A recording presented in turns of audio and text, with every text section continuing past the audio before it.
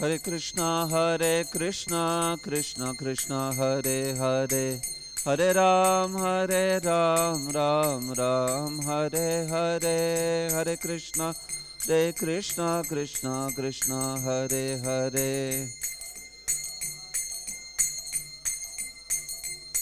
Hare Krishna,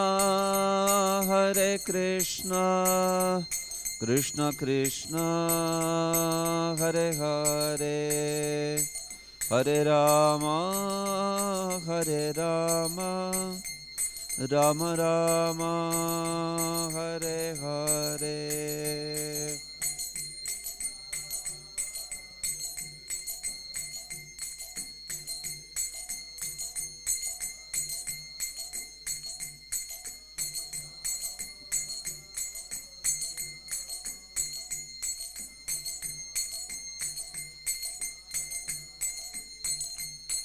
Jaya Prabhupada, Jaya Prabhupada, Jaya Prabhupada, Jaya Prabhupada.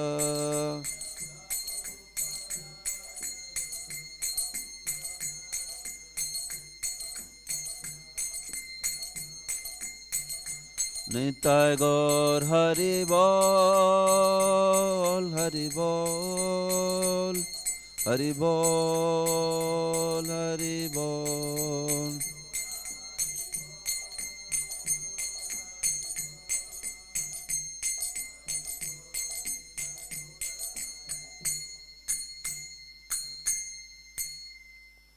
Hare Krishna. Shri Harinam Sankirtanam ki, ग्रंथराज Shrimad Bhagavatam की, श्रील प्रभुपाद की। ओम नमो भगवते वासुदेवाय।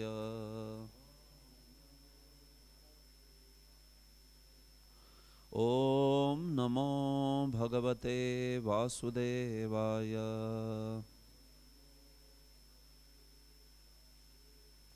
ओम नमो भगवते वासुदेवाय।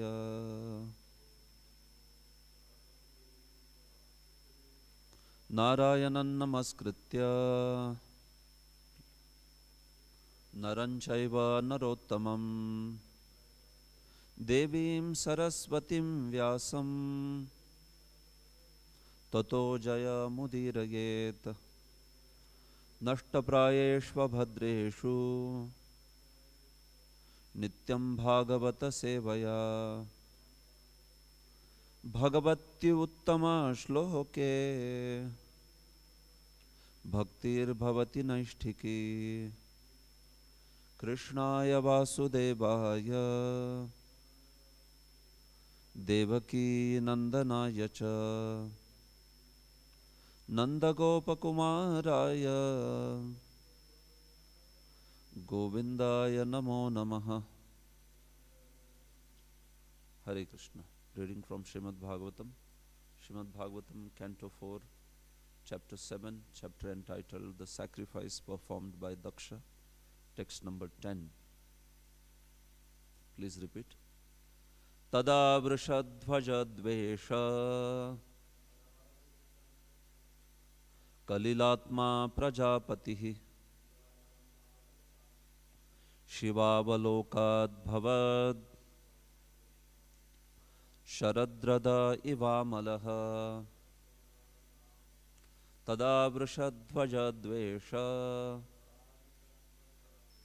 Kalilatma prajapatihi Shivavalokad bhavad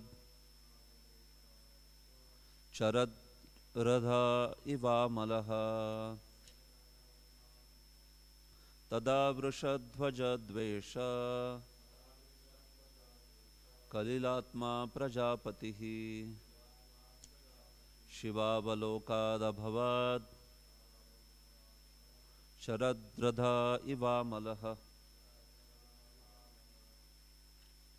Yes. Tada vrishadhvaja dvesha Kalilatma prajapatihi Shivavalokad bhavat Sharadradha iva malaha tada vrishadvaja dvesha kalilatma prajapati Shivavaloka dhabhavat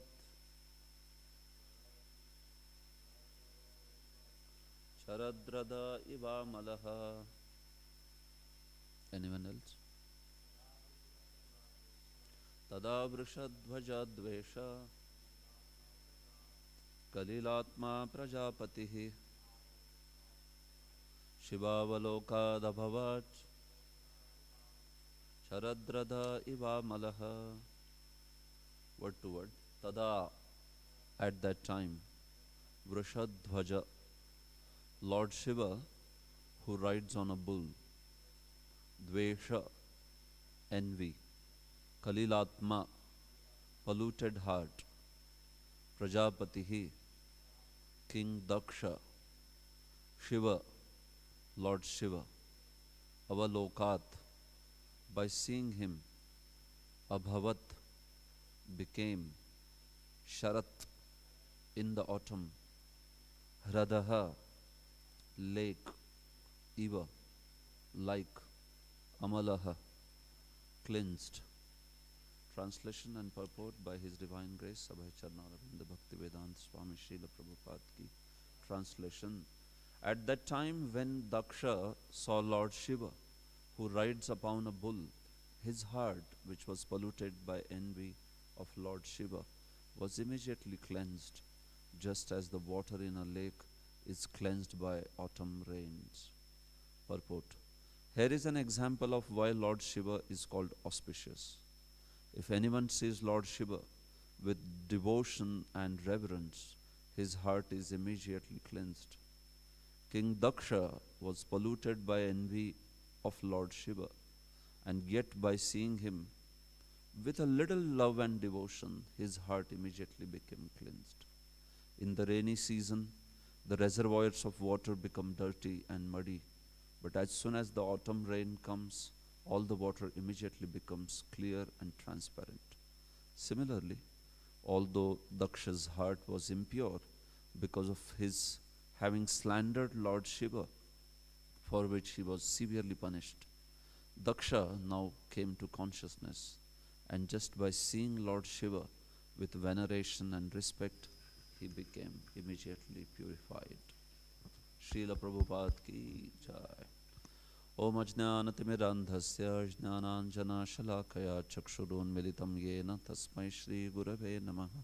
Shri Chaitanya manobhishtam sthapitam yena bhutale swayam rupa kadamahyam dadati swapadantikam vandeham Shri Guroho Shri Yuta padakamalam Shri Gurun Vaishnavamsha Shri Rupam Sagrajatam Sahagana Raghunathan Vitam Tam Sajivam Sadvaitam Savadhutam Parijana Sahitam Krishna Chaitanya Devam Shri Radha Krishna Padan Sahagana Lalita Shri Vishakhan Vitamsha Namaom Vishnu Padaya Krishna Presthaya Bhutale Shrimate Bhakti Vedanta Swami Niti Namine Namaste Saraswate Deve Gauravani Pracharine Nirvishesha Shunyavadi Paschatya Deshatarine Namo Mahabadanyaya Krishna Prema Pradayate Krishnaya Krishna Chaitanya Namne Gauratvishe Namaha. He Krishna Karuna Sindho Deenabandho Jagatpate Gopesha Gopika Kanta Radha Kanta Namostute Tapta Kanchana Gaurangi Radhe Vrindavaneshwari Vrishabhanu Sute Devi Pranamami Hari Priye Vancha Kalpatarubhyascha Kripa Sindhubhya Evacha Patitanam Pavanebhyo Vaishnavebhyo Namo Namaha. Jaya Shri Krishna Chaitanya Prabhu Nityananda Shri Advaita Gadadhara Shrivasadi Gaura Bhakta Vrinda.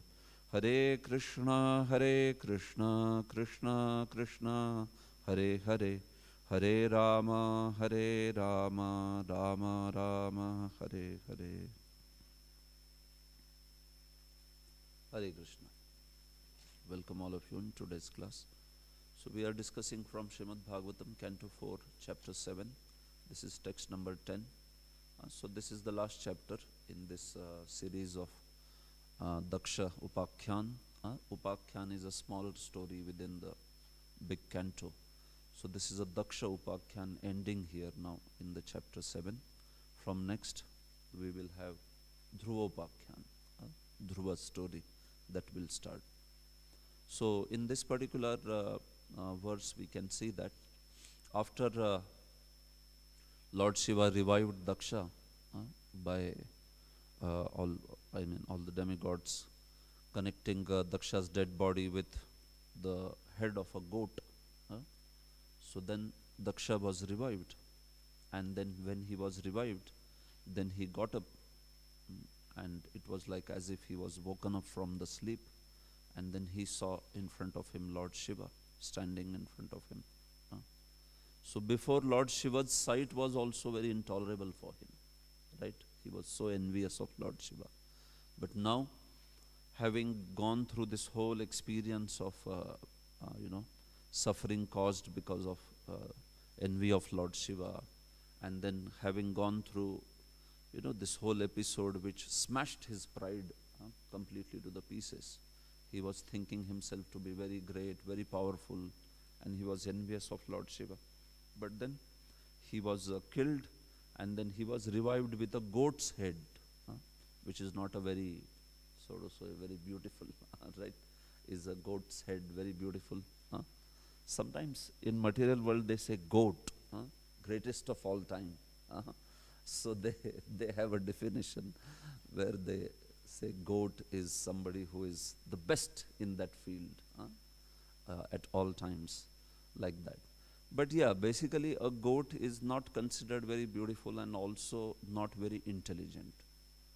So that's why goat's head was offered to Daksha, because he had great pride of his beauty, and he also had great pride of his birth, high birth, learning, everything. All four opulences he had. Janma Ishwarya Shruta Shri. Great birth, great wealth, great beauty, and great fame. Everything was there with him.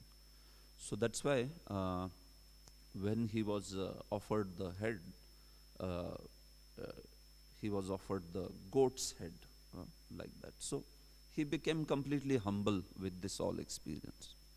And now he is, when he saw Lord Shiva, he got the darshan of Lord Shiva. He is extremely purified. The example is given like just as the water in a lake is cleansed by autumnal rains. In the rainy season, you must have seen the water reservoirs become quite muddy. They look very muddy and very contaminated.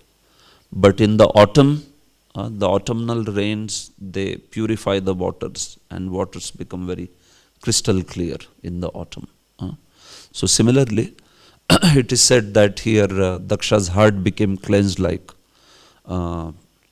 Sharadhrada, meaning a lake in the autumn season, not like a lake in the rainy season.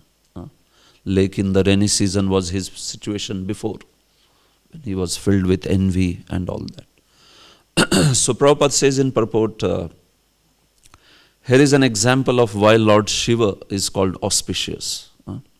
The name Shiva itself means auspicious. Shivam means auspicious. Actually, all these names in the Shastra, they primarily refer to Lord Vishnu or Krishna. And secondarily, they refer to all these personalities. Like Shiva, this name refers, Jiva Goswami explains this in his Sandarbha. Every name actually refers to first Supreme Lord, And to the degree those qualities are manifested or showed by the devotees, those particular servants of Lord, they might be called by those qualities also. Like Lord is most auspicious. And because Lord Shiva also carries that auspiciousness, so he is known as Shiva. Like that. Similarly, you take any name for that matter, Brahma, Shiva, Ganesha, Gananam Isha, Sah Ganesha, one who is the leader of the whole entourage is called as Ganesha. So actually Lord is the leader of all the living entities. Originally all the names they apply to Supreme Lord. And secondarily they apply to his servants like Shiva and all of them. So because Lord Shiva also has that nature of Supreme Lord that he is very auspicious. If somebody approaches him with a pure desire, then he can bestow all auspiciousness. But if somebody approaches him with a wrong desire, then his benedictions, they need not be auspicious. Bhaktisiddhanta Saraswati uses two kinds of words for the mercy of Lord Shiva. Nishkapata Kripa and Sakapata Kripa. You understand Kripa? Kripa means what? Mercy. Sakapata, that which is with some cheating. And Nishkapata, that which is without cheating. So Lord Shiva offers mercy which is, you can say with some cheating. And Lord Shiva offers mercy also which is devoid of cheating. So now who gets what? It depends upon how they approach him. That's the nature of Lord Shiva.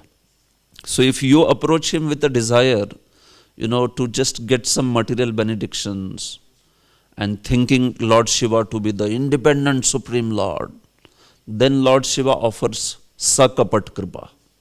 He offers the mercy with, with some sort of cheating in it, trickery in it, like that. So there are these demons who worship especially Lord Shiva. Oh, you are only supreme, right? They will say. You are the Supreme Lord. You are, you are as good as Supreme Lord. And Lord Shiva thinks, okay, this fellow should get cheating mercy, because he is approaching me with, such sort of desire. With ignorance and also with a desire which is for one's own selfish enjoyment. So when does Lord Shiva become actually auspicious? See, he is always auspicious, but depending on how one approaches, that auspiciousness will spring forth in the life. If somebody thinks Lord Shiva to be the independent Supreme Lord, he is not subservient to Vishnu, he is not subservient to anyone, he is supreme. If somebody approaches with that kind of desire, then Lord Shiva can bestow upon such a person some material benedictions, but those material benedictions will not be auspicious. They will be inauspicious. Jiva Goswami speaks this in Paramatma Sandarbha. Nati sukhada bhavanti, he says. Those benedictions will not give those receivers of benedictions, they will not be happy by those benedictions. They will in turn become the cause of their downfall. Because the way they have worshipped Lord Shiva is is completely out of misunderstanding and also with a desire which is full of material satisfaction this way. So they may get some artha, meaning economical development, some money, this, that. They may get some kama, meaning sense enjoyment. But those benedictions will finally prove to be fatal for them or prove to be basically inauspicious for them. They will increase their pride, envy, all that stuff, like that. So that happens actually with demons. Like Ravana, he getting a benediction from Lord Shiva, or Banasura getting a benediction from Lord Shiva, or Vrikasur, this Bhasmasur getting a benediction from Lord Shiva. Did they act for their betterment or did they act for their downfall? They acted for the downfall. Why? Because these people worship Lord Shiva with the misunderstanding that he is the Supreme Lord, independent of Vishnu.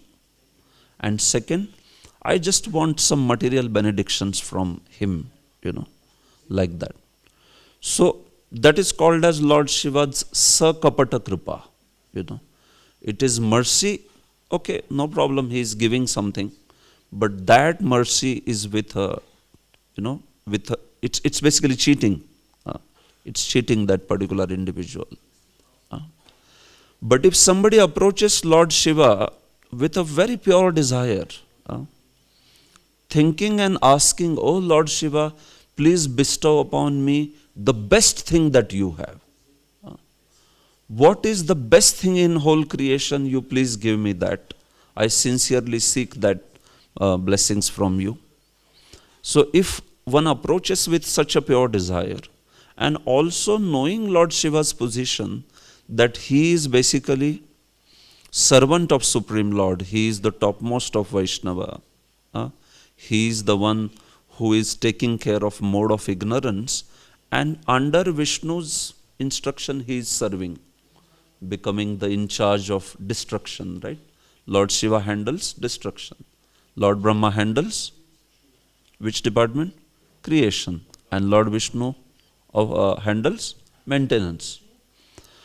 So if somebody sees Lord Shiva as a Gunavatara, as someone who is handling Tamoguna under the instruction of Lord Krishna, Lord Vishnu, and he also approaches with a pure desire that, "Oh Lord Shiva, please offer me the best thing that you can offer." So to such people, Lord Shiva offers the pure devotional service. He gives bhakti to them, And there are many examples of this. Many great acharyas were first worshippers of Lord Shiva. And they used to worship Lord Shiva with a very pure desire. And then Lord Shiva brought them to the process of bhakti, like that. So when Lord Shiva purifies the heart and makes somebody into a devotee, that is called as Nishkapata Kripa, It is Lord Shiva's mercy without the cheating, like that. So that Sakapata versus Nishkapata Kripa, Jiva Goswami analyzes in Paramatma Sandarbha. It very much depends upon how you see Lord Shiva. So even the Shaivites, actually, those who worship Lord Shiva, if they think Lord Shiva is an independent Supreme Lord, without any regard for Brahma, any regard for Lord Vishnu, then they can at best get material benedictions. They cannot get moksha. It is not possible. And those material benedictions will also only take them for the downfall. This is it, Lord Shiva cannot offer the mukti if one thinks himself to be the independent Supreme Lord. He will not offer. By cannot I mean he will not offer, because he knows that this person is completely misunderstood my position. So he does not offer mukti. Mukti can be offered by Lord Shiva only if somebody worships him as a Vaishnava, as somebody who is empowered by Paramatma, as a Gunavatara who is serving under the instruction of Vishnu. Then he can bestow such a person mukti. By mukti I mean even the Sayujya mukti, impersonal liberation. And what to speak of then bhakti, that is like higher. Lord Shiva can also offer Sayujya mukti. Mukti meaning impersonal liberation, provided one worships him as under the instruction of Lord Vishnu, this way. So this is how it is. Same way with Brahma. Brahma cannot independently offer mukti. Only if one understands Brahma's position rightly. Jai Shri Shri Prahlad Lakshmi Narasimhadev Bhagavan Ki Jai.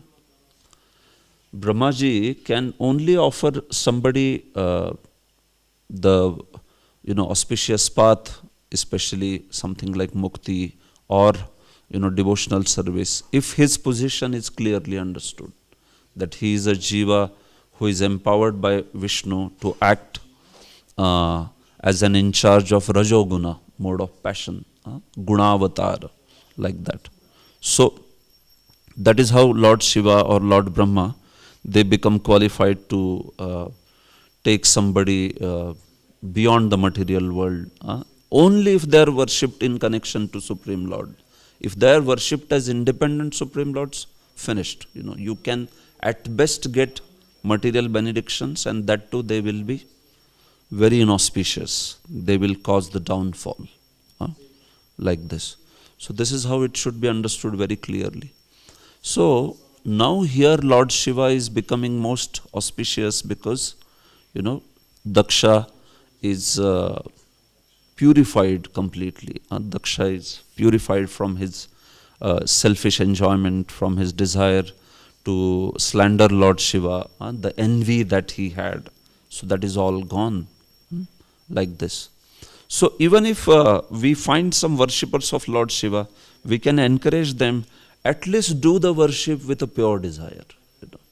No problem. You can worship Lord Shiva. But don't just settle with some material benedictions. Ask Lord Shiva the best thing that he can offer. And then we see that by such worship eventually the person will become Krishna conscious. They will come to Krishna consciousness, like that. So in the spiritual abode where the Kailas is there, Lord Shiva's abode in the spiritual world, transcendental abode, Kailas, not in the material world, the spiritual world. So there, Lord Shiva's followers, they all sit together and they chant the glories, pure glories of Lord Vishnu. They sing the glories of Lord Vishnu. So, typically speaking, if somebody is a very pure worshipper of Lord Shiva, and if he doesn't come to the process of bhakti, but he wants to continue worship of Lord Shiva with a pure desire, then they go to that Kailas abode. They get to stay with Lord Shiva, and there they are chanting the glories of Lord Narayana, Lord Sankarshana, who is especially worshipful deity of Lord Shiva. So they are always chanting the glories of Lord Sankarshana in that transcendental Kailash, this way. So we can see that who qualifies to go to Kailas. Not like, you are just thinking, Om Namah Shivaya, Om Namah Shivaya, I will go to Kailas. Oh, you have to know the position of Lord Shiva very clearly. And you also have to be a pure worshipper of Lord Shiva. Then you attain Kailash. In India, anybody who dies, they add an upadhi, a designation in front of him as Kailas Vasi. They just, for anyone, like you say in English, late, right? Late. Somebody dies, then they say late Mr. So-and-so. So similarly, in India, they say Kailas Vasi. Meaning anybody who dies will go to Kailas. Like that they think. Or they say Svargavasi. Means anybody who dies has gone to heaven. But actually we don't know, right? It is just some assumption. But it might be very offensive to say Narakvasi. Somebody has gone to hell. So we don't say that. I mean to say, but the point is that, yes, actually who qualifies to go to which abode, that clarity should be there. Otherwise one may just have some misunderstanding. That, okay, I am worshipping Lord Shiva, but what is your understanding when you are worshipping Lord Shiva? So, Lord Shiva should not be considered separate from Lord Vishnu, but Lord Shiva should not be considered independent of Lord Vishnu also. That is a first, that's the second offense, right? Shivasya Shri Vishnor Yaha Gunanamadi Sakalam Dhiya Bhinnam Pashet Sakhalu Harinama Hitakaraha. What does that mean?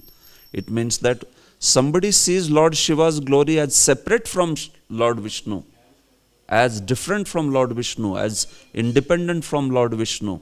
He is an offender actually. Because he is seeing Lord Shiva's glory separate from Lord Vishnu. No. It is basically something which is by mercy of Lord Vishnu and in service of Lord Vishnu, like that. So that's the second offense to the holy name, considering Lord Shiva and Vishnu to be independent of each other, like that. So this is how here we see that the heart of Daksha is completely cleansed because of approaching Lord Shiva with devotion and reverence, this way. See, sakapata kripa and nishkapata kripa, right? Mercy with cheating and without cheating. But Lord Krishna doesn't behave like this. He is only nishkapata kripa. He is mercy without cheating. I mean, Lord Shiva under instruction of Krishna only is acting like that. But when it comes to Lord Krishna, Krishna does not give material benedictions without purifying the devotee. His nature is like that. If a devotee is very intensely asking, oh Lord, please, dhanam dehi, janam dehi, sundarim dehi, please give me, wealth, please give me material enjoyment, please give me, material benedictions. Krishna says, I'll give you, but first you should be pure. Then I'll give you, no problem. It's not the nature of demigods. They will say, okay, you perform these sacrifices. Yeah, I perform sacrifice. I take it, no problem. But that's not nature of Krishna actually. Krishna says, okay, you come to me, I'll give you everything. But I want to make sure that you will not misuse this thing. You will not become proud, you will not hurt others, you will not offend Vaishnavas when I give this benediction. So nature of Krishna is that usually he will fulfill material benedictions. It's not like he will not. See, he is a loving father. Why will he not give to his devotees? But point is, he will give only after he is convinced that this devotee is not going to misuse it. Then he will give. Then he has the nature to give. In Chaitanya Charitamrita it is said, Ami Vigya Geyi Murkhe Vishay Kena Deva Swacharnamruddhya Vishay Bhulaiba. He says that when Lord sees that his devotee is asking some material enjoyment, then Lord thinks, this fellow is a fool. He doesn't understand. He is asking material enjoyment. But I am not fool. Ami Vigya. I am Vigya. Yei Murkhe. And this person is Murkha. Murkha means fool. And Vigya means learned. So I am learned. I understand. So why should I give him material benedictions? It's like somebody who is sick, and the sick person, he is having great fever. Prabhupada would give example.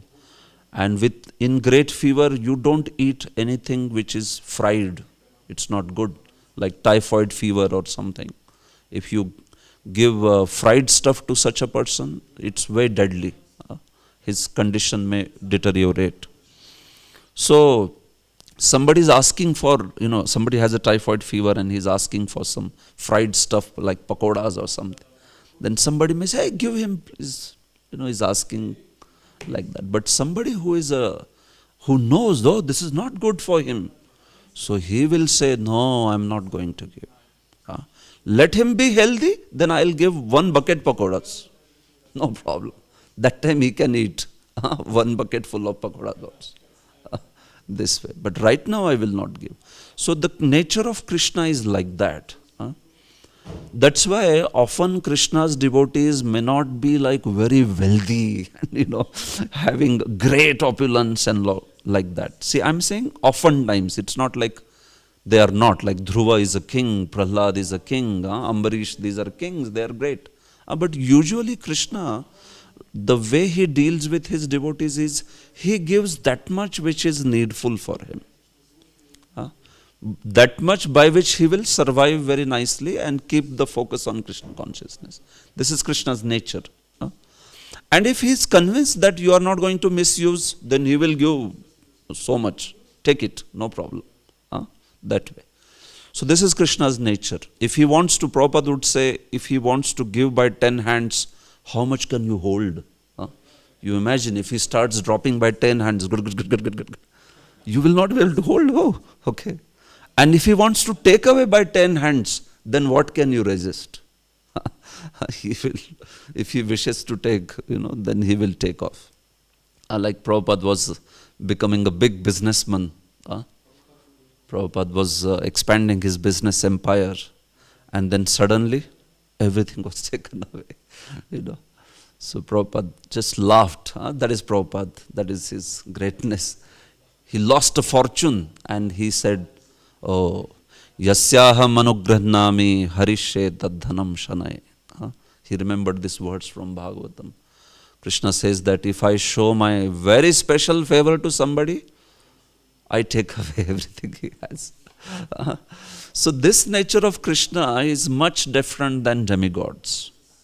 or somebody like Lord Shiva, who is not a demigod, but who acts like them when he offers the Sakapat Kripa.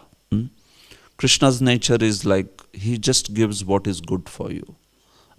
He doesn't give what you want, but he gives what you need. And if you are healthy, then he can give. It's up to him, like even for Dhruva, we see that he gave 36,000 years life. And, this becoming the king of that particular place. And later, after 36,000 years, he will be ruling the Dhruva Loka, the pole star, which is like a Vaikuntha. Pole star is not destroyed when the universe is destroyed. So Lord gave him everything, but before that, he purified him. So much so that when Lord was giving, now Dhruva says, no, I don't want, don't give. No, I don't want. No. So Lord said, you desired, so I'm going to give you. No. And you can take, because now you are very healthy in the sense that you will use it for Krishna's service. Dhruva was saying that, what is that? Sthana bhilashi tapasi sthitosmi tvam praptavan deva munindra guhyam kacham vichinvan api divya ratnam swamin krithartosmi varam na yache. He said that, oh Lord, I was looking for some broken pieces of glasses. I came to you asking for some broken pieces of glasses. You have seen broken pieces of glasses? If you pick them up carefully, it's okay. Otherwise, they will cut you. Blood will come. And what is the worth of broken pieces of glasses? They are useless also, right? So they are useless, plus they are injurious. They can cause an injury. So material benedictions are compared to broken pieces of glasses by Dhruva because they are first of all useless. They are not very useful. And second is, they can be very injurious in the sense that if you don't know how to use them, you will become proud, you will become forgetful of Krishna, it's possible. So that's why he's comparing to broken pieces of glasses. So I was looking for that, and what you gave me is your own darshana, which is like api divya ratnam, which is like a transcendental jewel. So I was looking for broken pieces of glasses, you gave me a jewel. This is your mercy. Dhruva said, I'm just blessed. I am fully satisfied. I don't want anything, oh Lord. So Krishna was very happy. Vishnu was very happy with him. But he said, but yes, the Acharyas explained there that Vishnu, he has this nature that people should not feel, oh, Vishnu is like this, he purifies the heart and then he doesn't give anything. Vishnu is very tricky. Actually, he makes you pure and then says, forget about that benediction now. No. His nature is, he will purify and he will give also. Take it now. You desired it, you take it. No, this way.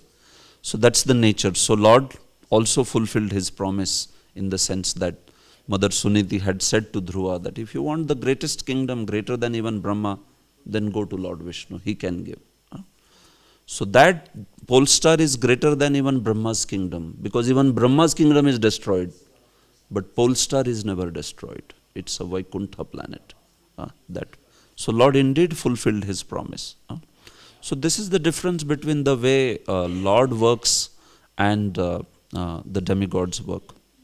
So in our life, see, can we ask Krishna for material benedictions? Should we ask? Yes. If we feel that we need them for execution of our bhakti, we can ask, no problem. But the point is, it is not a conditional asking. We don't put a condition on Krishna. Krishna, see, if you give me this, then I will continue 16 rounds. If you don't give, 4 rounds. Like that. No, it's not conditional. It is irrespective of Krishna's fulfillment of that or not. A devotee says, oh Lord, if you wish so, I feel that this and this facility will help my service. So if you wish so, please give this. But if you don't give also, I will continue my service, So my intelligence, as far as it thinks, I feel that I need this facility. If you give it to me, I will be able to serve you very nicely. But if you think it is good for me, you give it. If it's not good for me, don't give it. So this is how a devotee can speak to the Lord. He can offer the prayers to the Lord this way. Then Krishna is very happy and satisfied like that. So Krishna can fulfill all the material desires, but point is we should know his nature. His nature is not like where he just is not bothered whether you will misuse or not misuse it. No. He wants to see that you use all the resources properly in his service. This way.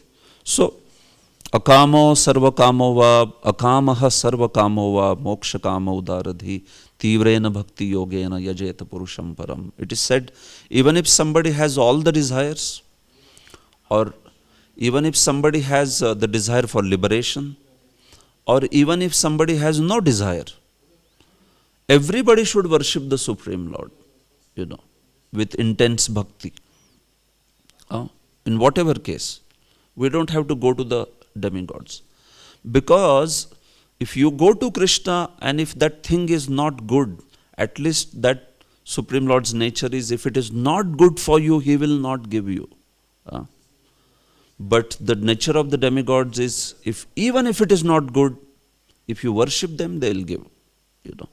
And then that can cause, further downfall like that. So that's the point over here. So Lord Shiva is being now most auspicious, most merciful, because Daksha's heart is free from envy, selfish desire, that pride. So Lord Shiva, as soon as he got darshan of Lord Shiva, his heart became very pure, all the more pure this way. So that's one aspect of this purport, and then in 5 minutes I'll finish the second aspect, where it is said, although Daksha's heart was impure because of his having slandered Lord Shiva, for which he was severely punished, Daksha now came to consciousness. And just by seeing Lord Shiva with veneration and respect, he became immediately purified. So you see, for Daksha to be a good devotee, he had to experience this whole trouble like that. After going through this, you can say, intense experience, right? Somebody is coming and cutting down your head, like that, destroying your sacrifice, pulling somebody's beard, mustache, breaking someone's teeth, cutting someone's limbs. This is like a whole experience in itself. So Daksha had to go through all this experience to come to the senses. That actually I should worship and respect Lord's devotees, especially Shiva. He is the topmost Vaishnava. He is the best of devotees. So Lord says, if you don't learn the soft way, then he teaches the hard way. So in our life also, we should actually learn the lesson soft way, by hearing these examples, by reading Shastra. I should understand that I should not offend Vaishnavas. I should not be envious towards Vaishnavas. I should not offend them. This is, Prabhupada would say, if somebody learns by experience, then in the material world they say experience is the best teacher. They say, you have heard this? Experience is the best teacher. And then Prabhupada would add the next line to it. You know what's the sequel of that? Experience is the best teacher, and a fool learns by no other way. Like that. That's the second part of it. So as far as we are concerned, Vaishnavas, we want to learn by hearing. We hear from Shastra that we should not offend Vaishnavas, we should not be envious of them, and we want to learn by that way. If you don't learn that way, then Krishna will make you learn hard way, by going through that experience and then becoming very, sometimes very humiliated, going through the whole heartburn like that. So that's how. So in some proportion or more, we all have envy, right? That's why we are here in the material world. So we have envy. But the point is, from this episode we understand that we should not at least allow that envy to act. We can try to get rid of it. If we allow it to act by speaking ill about somebody, or by, words will be like physically attacking devotees or like that. That's just unimaginable. But even talking ill about devotees, especially great devotees, we should be very careful about them. So if we have some misgivings, we think something, go and clarify. See, many times, we talk about devotees to each other, but we don't go to that devotee and talk. See, I might think, oh, these days this Prabhu, I don't see him in morning program. I don't know what he is doing. I think he is becoming very lax and, he is not attending morning program. You are talking to this another person, why don't you go and talk to him? You might know his situation. And then when you go and know his situation, then you understand, oh, Prabhu is actually not feeling well from 2 days. That's why he is not there. So before making judgments, actually we have to have clarity of the situation. So it is best, like sometimes competitive spirit is there. I remember when I came in ashram, so another brahmachari, he was just equally good in every skill that I had, and he was in fact slightly better than me, Like I thought I can play mridanga, he would play better mridanga. I thought I could give very good classes, he would give better classes than me. I thought I would sing, then he would sing better than me. I thought I would dress the deity, Krishna's pagadi, very exquisite. He is just better, slightly better than me. So, I used to feel little, envious. What? Everywhere he is like better. This way. But then one of my spiritual guides, he gave very nice, he said, why don't you make friendship with him? Why don't you become his friend? Because you have so many equal traits. You can become a very good friend actually, because you have so many similar qualities. So it's like youthful enthusiasm. We are very bubbling, initially when we come. And then I felt this advice so well that then I started to talk that devotee and appreciate. Whenever he played good mridanga, I would say, actually, Prabhu, it was very good. You play so nice. No, Prabhu, actually, you play nice. So immediately the whole relationship started changing actually. For every aspect that I was appreciating, that devotee's heart also became like opened up, and he was appreciating me, and he was thinking, no, actually, you are better. I am not better. So then over a period of 2 years, he became my closest friend in ashram, that devotee. And right now also he is there. He is my closest friend in ashram. And he is like, we share so much, so many different things, because a lot of common qualities are there this way. So, that's just a 2-cent worth of my experience in ashram. But what I want to say is, many times if we feel some sort of envy or competitive kind of nature, or, it's best to go and talk to the devotee. Just clarify with him, and you see that the whole thing can become very quickly solved. One can become quite good friend with devotees. So this is it. Narad Muni says to Dhruva Maharaj that if you want to be happy in this world, do 3 things, he says. Gunadhikat mudam lipset. Those who have better qualities than you, become happy and appreciate them. Those who are better than you, become very happy. Oh, just see this person, Krishna is giving him such nice skills, for Krishna. So I am very happy for that. Gunadhikat mudam lipset. Mudam, happiness. Anukrosham gunadhamat. Those who you don't see, they don't have so much of quality, or they are inferior to you, in the sense of they are not so much advanced and they are still coming up to bhakti. So anukrosham, be compassionate to them. Appreciate them, encourage them, be compassionate to them. And maitrim samanat anviched. And those who are equal to you, become very good friends with them. So if you do like this, na tapair abhibhuyate, Narad Muni says to Dhruva, then in that case, if you behave like this with 3 people, those more qualified than you, those who are less qualified than you and those who are equally qualified like you. If you behave in this manner, na taper abhibhuyate, you will be the happiest person in Krishna consciousness. He says that, like that. So, that's how we can learn here from these episodes. So, fine, I will like to pause here. Thank you very much. Granthra Śrīmad-Bhāgavatam ki chai. Srila Prabhupada ki chai. Are there any comments, Prabhu, or any questions? Raman Gopal, Prabhu. It reminded me of a story, these explanations about what you spoke about Lord Shiva and the worship of Shiva. Yeah. And there is actually a story. I don't want to mention names or anything. I just say in a neighboring country, it's a recent story. Okay.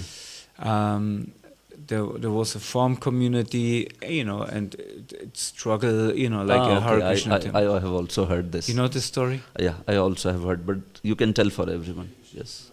And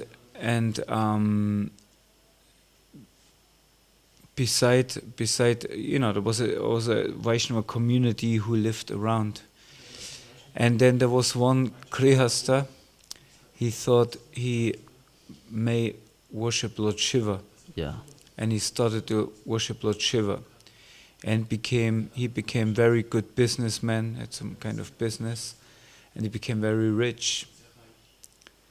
And the devotees became already envious because the understanding is then he worships Shiva and he gets so much money. Yeah. Maybe we also should worship Lord Shiva. And then this devotee, he built a temple for Shiva, just beside the Krishna temple. Mm-hmm. And it was so much more opulent and bigger. Mm-hmm. And he started really opulent worship and stuff like that and became more and more rich. And then I think it was like a festival day, or I don't know. Point is, it ended up in a whole disaster. I think the temple, I don't know, something happened with the temple. His family broke down. I think even a daughter died or something like that.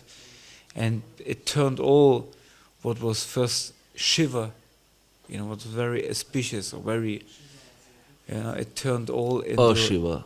Yeah. Abhadra, kind of. Yeah. So, sometimes we think it's very... I always compare it, it's like, because Shiva or the demigods, they are not on our level, but like a higher level. Like we have a big brother, and we asking this big brother, because he's bigger and advanced, he can do so many more stuff, and we asking him, can you give me a cigarette to smoke? And this bigger brother, you say, why not? Sure, why not?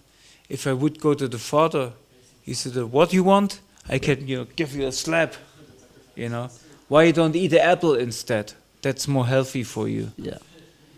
Right? And so Krishna is protecting us by not giving us what we necessarily want. Yeah. But our bigger, kind of, they are sometimes, they're very pleased to think, why not? I can give him. But that's actually not healthy for us. Exactly.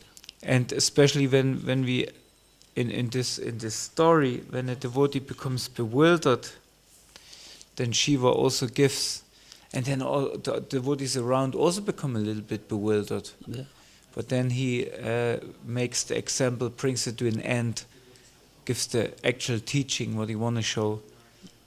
And everybody is now like, very careful, about this. Yes, so, yes, as Jiva Goswami says, that they can be inauspicious if it's devoid of bhakti, if one is worshipping all these demigods or like. Thank you, that is appropriate. Yes, any other question? Yes, bro. Hare Krishna, thank you for the lecture. So instead of desiring broken pieces of glass, what would be the purest of all desires then? The purest of all desires will be to look for the jewel.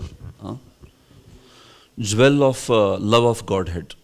What does that mean? We do anything in Krishna consciousness for the pure desire of pleasing Krishna.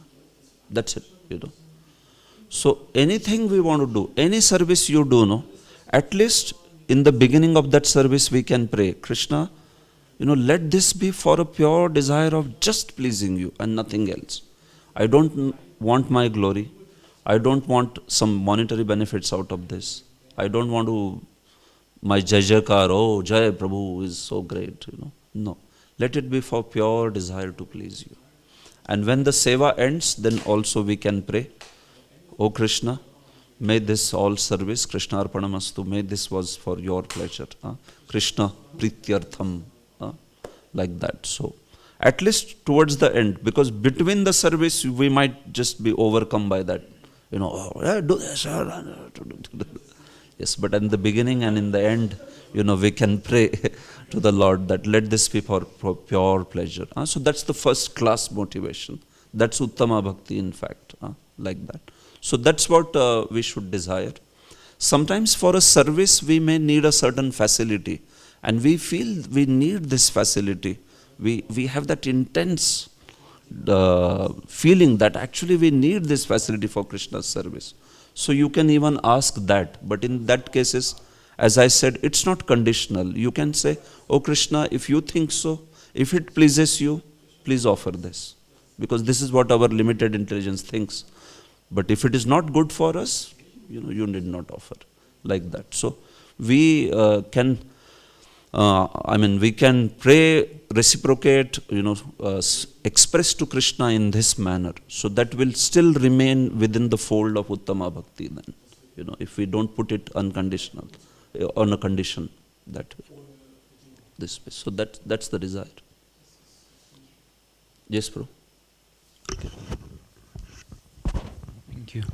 We hear so often, you probably have more experience. We hear of the 4 Vaishnava Sampradayas, and one is the Rudra Sampradaya. Rudra Sampradaya. When at least for myself, I never met somebody who is from the Rudra Sampradaya and became like a really bona fide Vaishnava. Yeah. Most of them, they're just like Naga, so can you give an example or tell something about so that's how, when we say Rudra Sampradaya, see there is this Vishnu Swami who is the Acharya of Rudra Sampradaya. And there they worship Lord Vishnu only, It's not like Rudra Sampradaya means they will not worship Lord Shiva. They will worship Lord Vishnu only. It's just that the teachings of Lord Shiva are followed, in terms of glorification of Krishna or Vishnu. So Vishnu Swami Sampradaya, it accepts Lord Shiva as the topmost Vaishnava, and as per instructions of Lord Shiva, they worship Lord Vishnu, or they worship Lord Nrsimha. Like Sridhar Swami belonged to Rudra Sampradaya. And Sridhar Swami worshipped whom? Nrsimha Dev. And he also worshipped Lord Ramachandra. These 2 deities he worshipped. And he belonged to Rudra Sampradaya, like that. The current, you can say, form of Rudra Sampradaya in Vrindavan is the Vallabh Vaishnavas, Vallabh Sampradaya. They are Rudra Sampradaya Vaishnavas, So they take the name Vallabha Sampradaya because Vallabhacharya is most prominent. And even in case of Vallabhacharya, some of the sources, they talk about it. Our acharyas have not mentioned, but other sources do talk about how Vallabhacharya himself was a great worshipper of Lord Shiva before. And then he, manifested his devotion unto Lord Shri Krishna. He was like directed that way. So, the point is Rudra Sampradaya devotees, they worship Lord Vishnu only, Lord Rama, Lord Vishnu, basically Vishnu Tattvas. If you are talking about the Shaivas, those who worship Lord Shiva, like, personalities like Shaivas in the north, even people like Nagas, they worship Lord Shiva. So now in those cases, you have to see what kind of understanding with which they worship. If they're worshipping Lord Shiva as independent Supreme Lord, then they can't achieve the Brahman, Although they think that they will not be able to achieve that impersonal moksha, merging in Brahman. It's impossible if you think Lord Shiva is independent Supreme Lord. And if there are some Karmakandi worshippers of Lord Shiva called as Panchopasakas, Panchopasana, they worship Surya, Ganesha, Durga, Lord Shiva, and also Vishnu. But these are all smartas, they are known as Panchopasakas. Their understanding in worshipping Lord Shiva is, there is this Supreme Brahman, and that Supreme Brahman takes these 5 forms. So you take any of the 5 and you worship. And finally you will go and achieve that Brahman. So they also worship with that understanding only, that it is basically impersonal Brahma which is appearing in these 5 features. Shankaracharya popularized that worship actually. So they are also Shaivas, but they are Panchopasakas. They are not pure worshippers of Lord Shiva. This way. So, if what I want to say is, the Shaivites, they may worship Lord Shiva and get material benedictions. And some of them, if they were worshipping very purely with proper understanding, then they may turn into Vaishnavas. Like some examples of some acharyas are there, like that. So this is how it happens. Rudra Sampradaya is a Vaishnava Sampradaya proper. Yeah. They don't worship Lord Shiva as Supreme Lord. They worship Lord Shiva as Acharya. This is how the difference is. Understand? What scripture do they follow? I mean, or what is the main? The Rudra Sampradaya or the other ones? No, the Rudra Sampradaya. Rudra Sampradaya, they have basically right now, if you say Vallabhacharya, they follow Śrīmad-Bhāgavatam, but the original Vishnu Swami, who is the main Acharya, Vishnu Swami wrote a commentary on Vedanta Sutra, and that was their main scripture which they referred to. So a commentary called as Sarvajna Bhashya. So that is the main book that they refer in Rudra Sampradaya. But anyhow, Vishnu Swami's followers are not so much seen now. You find the followers of Vallabhacharya. And Vallabhacharya has written a commentary on Bhagavatam which they refer very much. And also there are some other Vaishnavas in Vallabh Sampradaya whom they worship. Vallabhacharya wrote a commentary on Vedanta, that also they refer. So those are their main books. Vallabh Sampradaya also, and many times because of Lord Chaitanya's association also with Vallabhacharya, Vallabha Bhatta in Chaitanya Charitamrita, there is interaction. So he was close to Gadadhar Pandit, Vallabhacharya also, learned Bhagavatam. So that's why they have a very great regard for Bhagavatam, and they study Bhagavatam. So that's the thing. Anything else? Okay, something. You have in North India, mostly you have this cult. What is now here? It's also in Germany. You have also branches of this Haider Khan Babaji. You heard about What's this? that? Haider Khan Babaji. Okay, what the path is? What is the, in the sense, what's the worship? Well, they're coming occasionally. The last one he appeared was maybe in the 60s or in the 80s, somewhere. He appeared like a young, that's the story, a young boy somewhere in the Himalayas. Some young boy appeared in a cave, 16 years old, like that. And they understood that's the Babaji. He comes from time to time and delivers some message. So the teaching is like what? Some worship of Supreme Lord, or what it is? Nothing to do with it. It's complete, straightforward Mayavadi. So you understand. When you are happy, then you make me happy, and like that. So but lot of brands and versions of Mayavad are there all over the world. Yeah. But do you think it's possible? I mean, it's kind of a theoretical or kind of a question. Do you think it's possible that Shiva still appears and also give Mayavadi teaching to kind of one class of people who are kind of hippie-like, who not really come from a pure background? Many Westerners attracted to that because there's no condition, whatever, just do something for Krishna. They're teaching also homam, tuni, I think they call it when they, Okay. because Lord Shiva also appeared to give some kind of bewilderment teachings to the atheists. Yeah. So do you think that Shiva still can manifest himself in such a way and then disappear again? No, see, something is called as possibility, and there is something which is whether Shastra is approving it or mentioning it, right? If we talk about the possibility that can Lord Shiva possibly appear, well, what can he not do? He can appear, no doubt. But then usually all such bona fide forms of Lord Shiva or appearances also, at least they should be confirmed by Puranas glorifying Lord Shiva, like Shiva Puran or something. Shiva Puran or Skanda Puran or other Linga Puran. They should glorify or mention those aspects. Then we can accept those things. But sometimes we see that there is just no scriptural basis. So then the whole thing is quite dicey. We never know that whether it's true, it's not true, this way. Certainly Lord Shiva appeared as Shankaracharya, and he has done enough job to spread Mayavad, whether he has to again come, even if he doesn't come, he has done enough. Shankaracharya just lived for 32 years, that's it. But in 32 years, the spread of Mayavad that he did is like, galaxy of Vaishnavacharyas later are still trying to clear it off, like that. Because that was his empowerment. He is Lord Shiva, right? If he decides, then finished, he can just spread the whole thing, Mayavadam.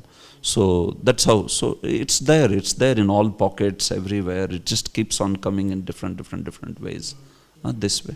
So that's how. Okay. Granthra Śrīmad-Bhāgavatam ki